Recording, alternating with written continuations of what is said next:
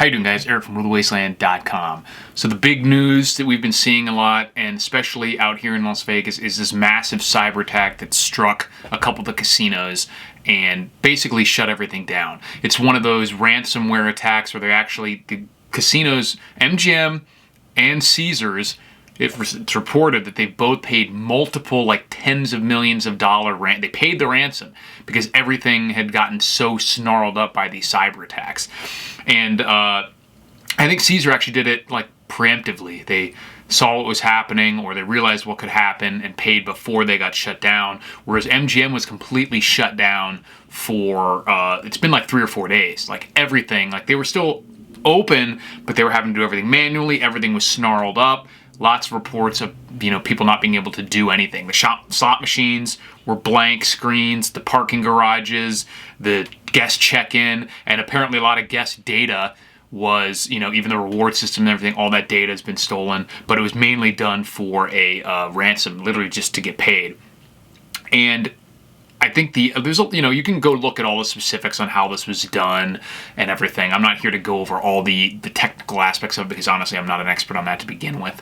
But the most interesting part of this, and I think the thing that should be most worrisome and most focused on by anyone who has any interest in being prepared, is how interconnected all of that stuff is. Like this, whatever the hackers got into, the fact is that it was like a giant monolithic system. For something to get hacked and then have literally everything, guest services check-in, the parking garages, the slot machines, all part of one monolithic network, that once it's breached, everything shuts down. And that should, within this company. And that's what should be worrisome for, it exposes huge vulnerabilities, obviously, because nowadays everything, there's nothing. I don't think you could come up with any industry that isn't at some level along the chain completely dependent on a technological or, wireless system of some kind. Databases, communications, information storage. Some things are literally just done completely wirelessly. Even stuff that you wouldn't even think of, like a butcher shop or something like that, a meatpacking plant, something like that. Like all the stuff is at some level. The distribution, the trucks, some of it, somewhere along the line, any system or any industry is going to be vulnerable to this. And I think something that a lot of people erroneously assume is that they go, oh, well, this was just a private company. This isn't like a government thing, and there's a joke always that there's the memes you can check out about like when normal people hear something was, military standards or whatever, and they're like, oh, and when, army people see that something's military standards, they're like, ooh.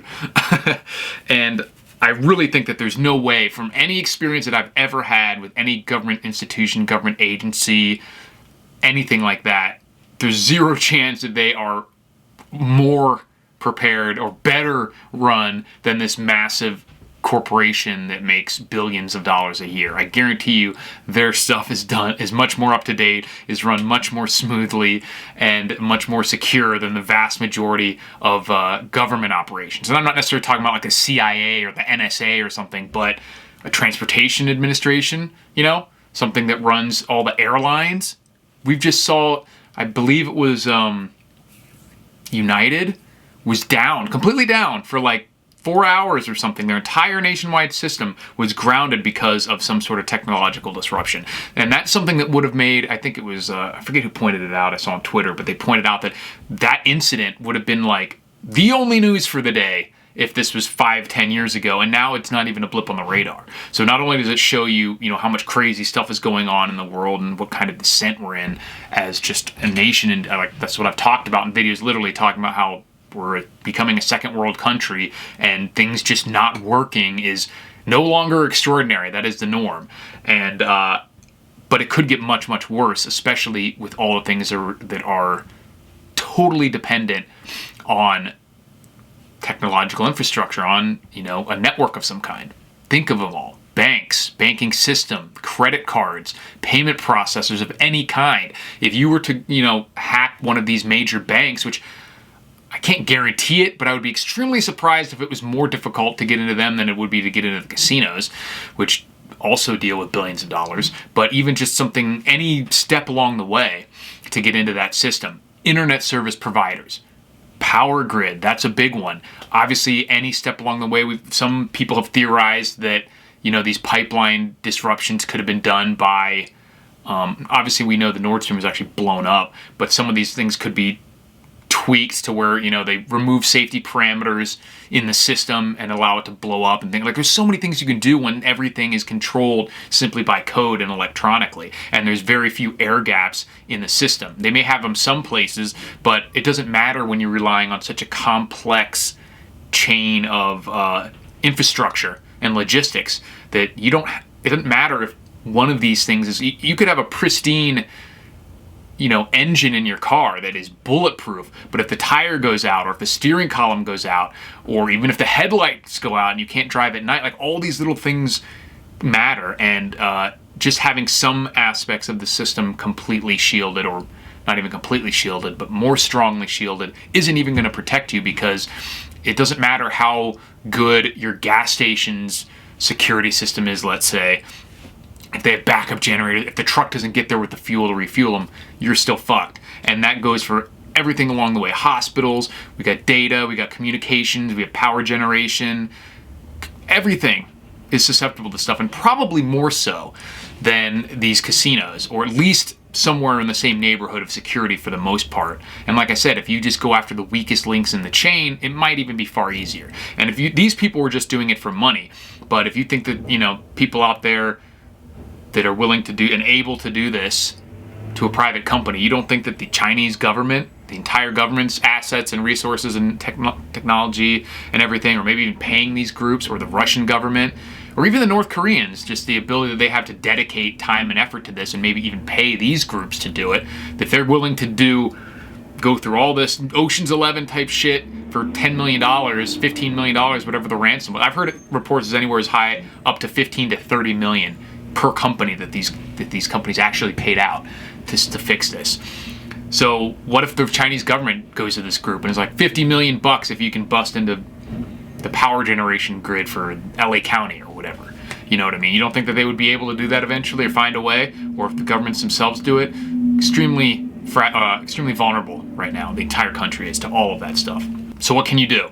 The best thing you can do is air gap communications and data type stuff if possible, and have physical copies of all data that you may need to access. So it's certainly records.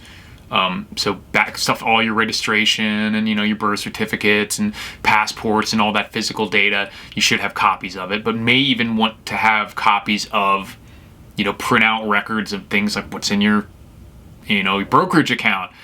Some people go so far as to try to have physical stock certificates. That's going to be really difficult, but it is possible, and should only be done really if you are not planning on buying and selling. You're going to hold this one particular thing for a long time, because otherwise it's going to be really difficult to do trades if you're relying on physical stock certificates, but that is an option too. And phone numbers. I know nowadays it's not necessarily harder to memorize phone numbers, but we don't normally do it as often because our phones, it just pops up name, so I only have a couple of numbers actually memorized. So it makes sense to write all this stuff down and not just have it on your computer, but to physically print it out.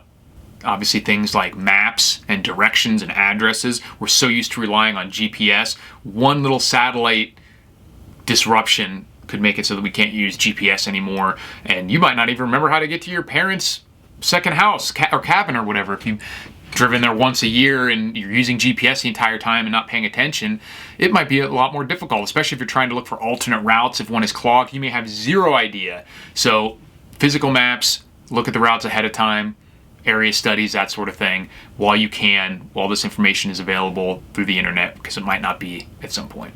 Obviously, any relying on the grid could be disrupted, so power generation is a big one. I've shown you guys the Zendir power station I have, which is solar power with battery backup. It charges super fast.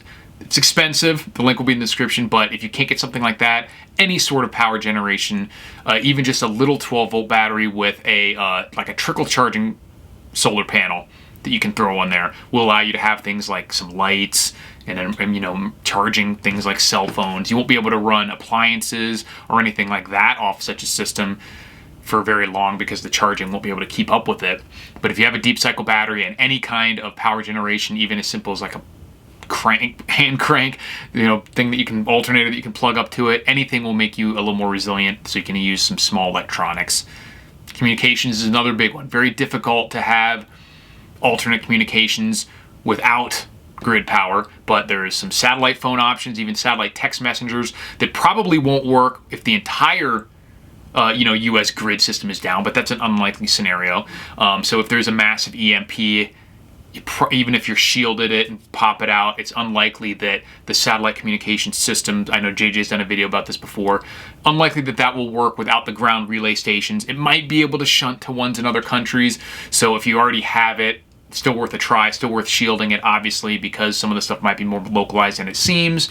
But certainly something like a exclusively ground-based cyber attack that wipes out your area, your state, your county, it's much more likely to still work in that scenario. But so satellite messengers, even something as simple as the shortwave radios, ham radios, any of that stuff is at least another option. But you could even go so far as to have for local people, dead drop type scenarios where you have a location that you put physical messages if it's someone that's in your immediate area. If you're talking about cross country, your options are obviously a lot more limited, but those are some things to consider, because communications are one of the big ones, especially if we're talking about foreign actors, China, Russia, terrorists, whatever. That's one of the main things they're going to want to disrupt is communications. Of course, food. Wouldn't be a prepping video if you're not talking about storing up food. I already talked about how fragile the entire, shipping and transportation and delivery systems are, and that's where the food comes from, especially when you're talking about the modern, just-in-time inventory system. If transportation of the food itself, or even just the fuel, or even just the computers that are probably in most of the trucks, or if not in the trucks, in the dispatch systems, any of that could get disrupted so easily. And if any of it gets disrupted, the whole thing is disrupted, and all of a sudden the grocery stores are empty, and in 24 to 48 hours. Or if people even think that it's happening, if it happens in another state, and all of a sudden the news starts saying, hey, food's not getting delivered, even if it hasn't actually been disrupted yet in your area, people are going to run out, buy up everything. So you always got to have food. There's so many different scenarios. Basics, no matter what the scenario is, you're going to need food. You're going to need water. You're going to need whatever medicines you take on a daily basis. So get that stuff stocked up. Watch all my videos. I've got tons of information on how to do that. And speaking of medicine, that's another one. We talked about the hospital systems earlier on, how that could get disrupted. All of that stuff uses the internet, uses power, whatever. So if you're on, the pharmacy, any kind of pharmacological inputs that you need, if anything along that chain gets disrupted, you're going to be screwed. I've talked about Jace before. They now have added a bunch of other medicines. It's not just the antibiotics. Check the link in the description. You can add on ivermectin. You can add on a lot of other different medicines that you have prescriptions for and get a stockpile of that. So we've already seen shortages in different types of antibiotics and other kinds of medications. We've seen government controlling certain types of medications like the ivermectin, like the hydrochloroquine and stuff, depending on what their current political beef is or what they're trying to control for the narrative. It's a couple $100 you can get a stash of these medications to provide for you for a few months at least, which is huge. So it's one of the things I definitely think all the preppers should get is one of these. Doesn't have to be Jace. They're the ones that I've got great success with that. So definitely look into that. So let me know what you guys think. If you think this is something that is going to happen increasingly common in the future, do you think that they'll come up with ways to stop this? The way that they're doing it now, it makes it increasingly difficult because they're adding in. They're not just brute force hacking. They're adding in phishing attempts that are no longer just a fake email that says, I love you, click the link. It'll be someone, they'll do a minor breach or even get publicly available information. In this case with the MGM, the rumor was that they got some information off LinkedIn to pose as pose as one of the employees, called the IT desk physically, and now they're not just going to be some guy with a crazy Indian accent. They have people that can speak English perfectly, pretended to be this other employee, said they couldn't get in or whatever, had a lot of this employee's personal information, like name, like birth date, like all that stuff. And so they gave them the login information, or at least enough information that they could hack in, and then from there it was over. So they're getting a lot more sophisticated. It's a lot harder to hide all this information that you need to do a phishing attempt like that, and a lot of times it isn't even hidden. So we're probably going to see this keep happening, especially if foreign governments get involved, which we know that they do this stuff. We know they're at least thinking about it. And as tensions ramp up, certainly I can't imagine it's not going to happen more often. Certainly, even if you're not looking at foreign actors, just looking at hacking operations, this group got tens of millions of dollars. You don't think that's going to make it more likely for people to try in the future? So, crazy. Let me know what you guys think. Thanks for watching, and I'll talk to you soon.